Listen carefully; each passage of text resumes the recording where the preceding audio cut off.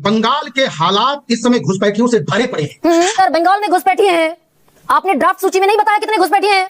Question बताइए कितने घुसपैठिए हैं बंगाल में। इतने बड़ी संख्या में लोग जो एलिजिबल नहीं थे वो वोटर लिस्ट में मौजूद थे, तो आप कर क्या रहे थे? जबकि इस देश के अंदर हर 6 महीने में समरी रिवीजन होता है। अगर आप भाजपा प्रवक्ता को बोल्ड आउट करना चाहते हैं तो भाजपा प्रवक्ता से बस एक ही सवाल पूछ लेना कि भाजपा पिछले 10 साल में कितने घुसपैठिए को बाहर निकाले। अगर हम आंकड़े पे नजर डालेंगे तो हमें ये देखने को मिलता है कि जब से भाजपा आया है 2014 में, मतलब जब से एनडीए की सरकार है, तो उससे पहले मतलब जब कांग्रेस थे तो उस वक्त ना घुसपैठियों को ज्यादा बाहर निकाला गया था, ठीक है। लेकिन 2014 से बाद अभी मतलब 2026 चल रहा है, ज्यादा घुसपैठियों को बाहर नहीं निकाला, ठीक है। ये आंकड़ा मतलब जो आंकड़ा होता है ना कि अभी भारत में कितने ज्यादा घुसपैठिए है, कितने को बाहर निकाले, इसका मतलब इसका कोई स्पेसिफिक जो नंबर है ना, नंबर मतलब भाजपा के पास नहीं है, एनडीए के पास नहीं है, ये विपक्ष का कहना है, ठीक है। तो आज हम ऐसे ही डिबेट देखेंगे कि डिबेट में जो प्रोफेसर सौरभ मालवीय भाजपा प्रवक्ता के रूप में थे और उसी के मतलब उसी से ये सवाल करते हैं एंकर भी यही सवाल करता है भाजपा प्रवक्ता से कि पिछले 10 साल में कितने घुसपैठियों को बाहर निकाले, ठीक है। और इस पर भाजपा प्रवक्ता कैसे बोल्ड आउट हो जाता है और ऊपर से आशुतोष जो वरिष्ठ पत्रकार थे, आशुतोष जी भी इस मतलब पैनलिस्ट में थे, ठीक है। तो आशुतोष जी भी कैसे भाजपा प्रवक्ता को घेर लेते हैं, क्या क्या बताते हैं, आपको डिबेट देखकर बहुत ही अच्छा लगेगा। ज्यादा बातें नहीं करेंगे, सबसे पहले आइए वीडियो को देख लेते हैं। प्रोफेसर सौरभ मालवीय, इस देश के पूर्व मुख्य चुनाव आयुक्तों ने सबने कहा कि अगर चुनाव आयोग को कटघरे में खड़ा किया जाता है 2 सेकंड का काम है, चुनाव आयोग इस पर सामने आकर सफाई क्यों देता हुआ नहीं दिखाई देता। 5 चिट्ठियां 6 चिट्ठियां लिख चुकी है ममता बनर्जी जी। गरिमा जी उसी पर मैं आ रहा हूं। चुनाव आयोग का यह कार्य चुनाव आयोग आके देगा, बताएगा, लेकिन जिस गृह युद्ध के तरफ ममता बनर्जी देश को और बंगाल को ले जाना चाहती है, उनकी मनसा क्या दर्शाता है? सिर्फ तो ये रोक देना गृह युद्ध चुनाव आयोग, ये गृह युद्ध चुनाव आयोग 5 सेकंड में रोक सकता है। ज्ञानेश कुमार सामने आ जाए, चीफ इलेक्शन कमिश्नर, भैया 50 लोग भी अगर हैं जिनके नाजायज तरीके से नाम काट दिए गए मरा हुआ बताकर, तो एसआईआर पर तो सवालिया निशान है। बिल्कुल। अब मैं जरा सा गरिमा जी सवाल आंसर ले लीजिए। सवाल बहुत अच्छा है, संजीदा है और बहुत ही संवेदनशील है आपका सवाल। चुनाव आयोग के द्वारा एसआईआर की प्रक्रिया 2 हिस्से में एक सतत प्रोसेस है, यह एक निरंतर चलने वाली प्रक्रिया है। केंद्र सरकार के द्वारा निर्देशित और राज्य सरकार के सहयोग से इसे ठीक ढंग से अमली जामा पहनाने का काम ये ममता बनर्जी की सरकार का है। क्यों नहीं कर रही है इस काम की चिंता? क्यों नहीं कर रही है वहां की प्रशासन को खड़ा? क्यों नहीं सहयोग कर रही है? भाग रही है, छोड़ रही है। अरे भाई सारा वो जो हमला, नहीं ये गलत जानकारी प्रोफेसर सौरभ मत रखिए ना, आप तो प्रोफेसर भी हैं, मुझसे ज्यादा लर्नेड है। जितना भी हमला है वो सब ड्यूरिंग एसआईआर मातोहत है चुनाव आयोग के, इलेक्शन कमीशन ऑफ इंडिया के, ये लो अपॉइंट किया इलेक्शन कमीशन ऑफ इंडिया ने। गरिमा जी, राज्य सरकारें की जिम्मेदारी होती है कि वो चुनाव आयोग के साथ कदम से कदम मिला के, कंधे से कंधा मिला के मतदाता के लिए मतदाता होकर सहयोग करे। ममता बनर्जी इस पर क्यों हाथ पर हाथ डाली है? इसलिए एसआईआर में सुनिए प्रोफेसर सौरभ, आप ये कह रहे हैं इसीलिए एसआईआर में जो जिंदा लोग हैं वो ड्राफ्ट सूची में मृत चढ़ा दिया इलेक्शन कमीशन ऑफ इंडिया ने। बिल्कुल नहीं गरिमा जी। क्या आप, गरिमा जी आप तो इतनी सीनियर एंकर हैं, पत्रकार हैं, आप चीजों को समझती हैं। देखिए, पुनरीक्षण एक प्रक्रिया है। जो मर गए हैं, जिनका स्थान बदल गया है, घर बदल गया है, पता बदल गया, स्थान बदल गया है, नहीं है, उनके प्रति जागरूक लोग बताएं, दिखाएं और दोनों की प्रक्रिया को फिर से यानी जांच करके दोनों को क्लियर करने की काम, यही तो प्रक्रिया अपनाई जा रही है। ये एक सतत प्रक्रिया है, फाइनल ड्राफ्ट तो है नहीं, इसलिए उसे स्वीकार भी नहीं कर रही है और लोगों को खड़ा करके निगेटिव एक वातावरण बना के देश में अपने पराजय की एक पटकथा। चुनाव आयोग दरअसल ये कह रहा है, नहीं एक सेकंड फिर प्रोफेसर सौरभ, मैं आप ही की बात को पलक पर रख लेती हूं अपने।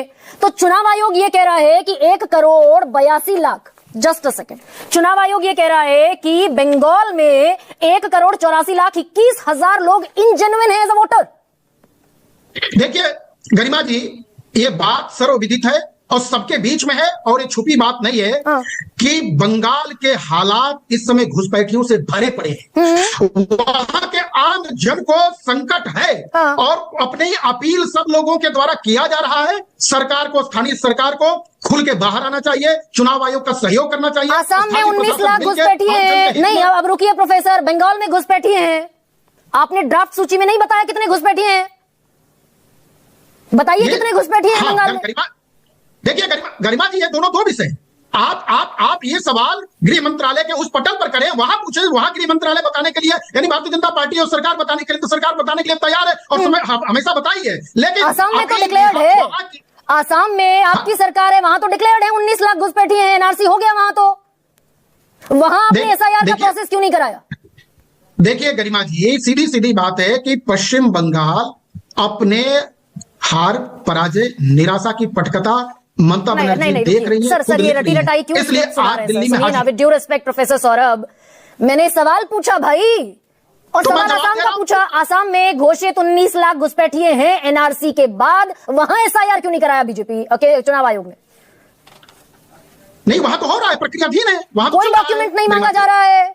नहीं, खूब मांगा जा रहा है, कोई डॉक्यूमेंट नहीं मांगा जा रहा है आसाम में, खूब जबरदस्त। गरिमा जी हाँ। कल ही अभी मैं एक चैनल पे था, डिबेट था, और असम के संदर्भ में चर्चा हुई, लंबी चर्चा हुई। असम में सर्वाधिक पुनरीक्षण का कार्य तेज गति से चल रहा है, सर्वाधिक पुनरीक्षण का कार्य चल रहा है, उत्तर प्रदेश में चल रहा है, सभी राज्यों में चल रहा है। एक केंद्र के द्वारा राज्यों को सहयोग करने की जरूरत है, और संविधान में विश्वास रखने वाले, लोकतांत्रिक मूल्यों को स्थापित करने वाली सरकारें मान रही है। अच्छा, चुनाव आयोग को एक सेकेंड प्रोफेसर सौरभ, इसका तो मैं जवाब जरा आशुतोष से ले लूं। आशुतोष जी, प्रोफेसर सौरभ मालवीय कह रहे हैं कि आसाम में भी इतना इंटेंस रिवीजन चल रहा है, वहां भी लोगों से कागजात, दस्तावेज लिए जा रहे हैं। मेरी जानकारी में तो नहीं है लिए जा रहे हैं। नहीं, मेरी जानकारी में भी नहीं है कि वहां एसआईआर चल रहा है। मेरी जानकारी में तो एसआईआर जैसी कभी कोई गतिविधि वहां चल नहीं रही है। देखिए, असम का तो बहुत ही अजीब तरीके का मामला है, बार बार घुसपैठिए का जिक्र किया जाता है, वहां तो ऑलरेडी आइडेंटिफाइड है। अब वहां के मुख्यमंत्री जी कह रहे हैं कि आप मियां मुसलमानों को पहचान करिए और उनको तंग करिए। आपको तंग करने की जरूरत नहीं है, सरकार के पास वो 16.5 लाख का डेटा ऑलरेडी मौजूद है। उनके डिपोर्टेशन की, उनको देश से बाहर भेजने की तैयारी शुरू करनी चाहिए। तो आपके पास डेटा भी अवेलेबल है, आपको मालूम है कौन लोग एलिजिबल नहीं है। नहीं, वहां पर ऐसे दस्तावेज मांगे जा रहे हैं जैसे बाकी राज्यों में एसआईआर के नाम पर मांगे जा रहे हैं।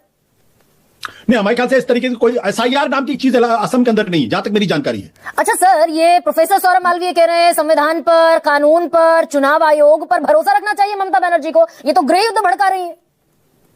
अब देखिए, ये तो प्रोफेसर मालवीय बता पाएंगे कौन गृह युद्ध भड़का रहा, कौन गृह युद्ध नहीं भड़का रहा, मैं इस पर क्या टिप्पणी करूं। लेकिन एक बात बहुत स्पष्ट है कि चुनाव आयोग को यह बात समझनी चाहिए कि अगर विपक्ष कोई मुद्दा उठा रहा है और समूचा विपक्ष उठा रहा है, तो क्या चुनाव आयोग की जवाबदेही सिर्फ सत्ता पक्ष को लेकर है, सिर्फ सरकार को लेकर है? ममता बनर्जी, राहुल गांधी, अखिलेश यादव, ये भी इस देश के कद्दावर बड़े नेता हैं, अब लाखों करोड़ों लोगों को रिप्रेजेंट करते हैं। अगर आप उनकी बातों को नहीं सुनना चाहते हैं तो कह दीजिए कि हमें विपक्ष की जरूरत नहीं है, चुनाव आयोग चुनाव कराता रहे, सिर्फ सत्ता पक्ष को जिताता रहे। अच्छा, ये सर आंकड़ा जो है बंगाल का, मैं स्पेसिफिक बंगाल पर अगर आऊं, 1,84,21,000 लोग हैं जो चुनाव आयोग के चश्मे से संदिग्ध हैं, और ये बैठता है 24.02%, यानी हर 5वां बंगाली चुनाव आयोग के एसआईआर के बाद संदिग्ध है। ये कैसा आंकड़ा है? हर 5वां बंगाली संदिग्ध है, 5 में से मुझे इन आंकड़ों पर हमेशा से संदेह रहा। उत्तर प्रदेश के अंदर ही देख लीजिए, लगभग वहां भी 20% संदिग्ध है। तो इसका एक ही जवाब हो सकता है कि या तो पुराने चुनाव आयुक्तों ने अपना काम ठीक से नहीं किया और अब ज्ञानेश कुमार जी उसको ठीक करने की कोशिश कर रहे हैं। अगर पुराने चुनाव आयुक्तों ने अपना काम ठीक से नहीं किया तो उनकी जवाबदेही तय होनी चाहिए, उनसे पूछना चाहिए कि भाई आपने क्यों अपना काम ठीक से नहीं किया, कि इतने बड़ी संख्या में लोग जो एलिजिबल नहीं थे वो वोटर लिस्ट में मौजूद थे, तो आप कर क्या रहे थे? जबकि इस देश के अंदर हर 6 महीने पर समरी रिवीजन होता है, लगातार वोटर लिस्ट को अपडेट किया जाता है, तो उसके नाम पे क्या हो रहा था? क्या कोई बड़ा घोटाला चल रहा था? नहीं सर, अगर ममता बनर्जी 50 लोगों को मीडिया के सामने ले आई, भाई ये एससी है, ये एसटी है, ये मुस्लिम है, तो मीडिया के सामने अगर ममता बनर्जी झूठ बोल रही हैं तो भी इस पर जांच होनी चाहिए, और अगर सही बोल रही हैं तो चुनाव आयोग इस पर संज्ञान लेता। झूठ या सच जो भी है, चुनाव आयोग इस पर सामने आता क्यों नहीं दिखता? देखिए गरिमा जी, जो सबसे हैरत अंगेज है वो है इलेक्शन कमीशन का किसी भी जांच से इनकार करना, किसी भी जांच से इनकार करना। राहुल गांधी ने 3 प्रेस कॉन्फ्रेंसेस की। मैं बार बार ये कहता रहा कि राहुल, अगर बीजेपी के लोग कहते हैं कि वो झूठ बोल रहे हैं तो फिर चुनाव आयोग को बाकायदा उन आरोपों की जांच करनी चाहिए, राहुल गांधी को झूठा साबित करना चाहिए और राहुल गांधी की राजनीति को खत्म करवाना चाहिए। लेकिन एक भी आरोपों की जांच उन्होंने नहीं कराई। ममता बनर्जी आरोप लगा रही है, कोई जांच नहीं हो रही। अखिलेश यादव कह रहे हैं ममता बनर्जी, तो सर ये जांच कितनी देर में हो सकती है भाई? वो तो she must be behind the bar अगर वो गृह युद्ध भड़का रही है। बिल्कुल बिल्कुल, मैं आपकी बात से सहमत हूं। अभी तक समाजवादी पार्टी इस बात का तस्दीक कर देगी कि 18,000 नोटिसेस इन्होंने इलेक्शन कमीशन को दिए हैं। क्या उसका कोई कॉग्निजेंस इलेक्शन कमीशन ने लिया है? क्या 18,000 में से 18 की भी जांच करवाई है क्या?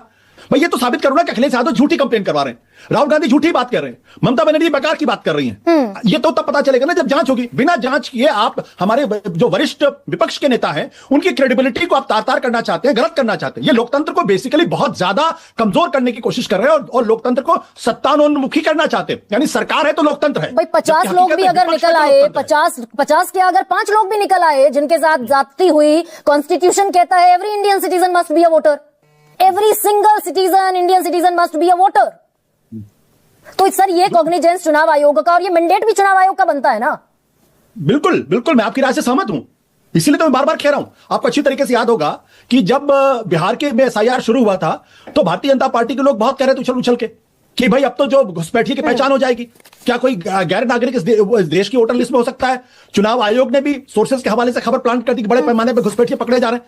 बिहार का एसआईआर हो गया, एक का भी नाम सामने नहीं आया, कम से कम वो लिस्ट ही पब्लिक कर देती, लिस्ट कम से कम पब्लिक कर। गाइस ये तो वीडियो कैसा लगा कमेंट करके जरूर बताना है। यहाँ पे एंकर ने जो कुछ भी सवाल किया और आशुतोष जी वरिष्ठ पत्रकार आशुतोष जी भी यहाँ पे जो कुछ भी बताया, ये आपको कैसा लगा कमेंट करके जरूर बताना भी। बाकी आपको ये वीडियो देखकर कैसा लगा कमेंट करके जरूर बताना और ऐसे वीडियो देखने के लिए हमारे इस चैनल को सब्सक्राइब कर देना। मिलते हैं अगले नए वीडियो पे।